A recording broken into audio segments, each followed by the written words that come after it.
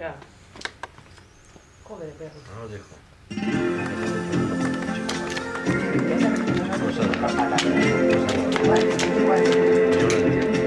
Igual que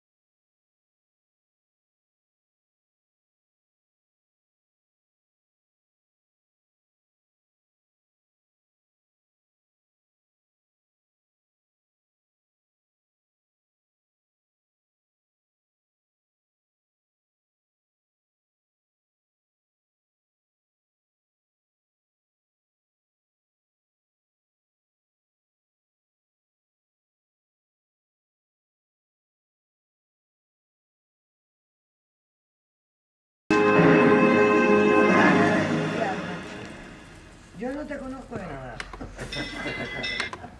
Yo tampoco. Yo hablo en chino, ¿me entiendes? Ay, joder. Dani, haz un descansito de cortes, ¿cierto? ¿Tienes más cortes ahí? Ya que nos... ¡Ahí los dedos, Dani! Ya. No seas tan valiente, ¿eh? está acostumbrado. Ya. Se está cagando el pelado entonces.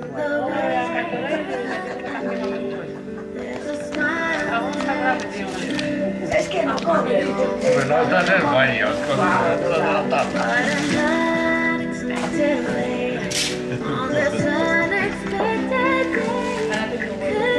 Mira, el cabrón de mi No tiene nada que hacer. Ahí, más cerca. Pues el campo. ¿Otro pelado metido?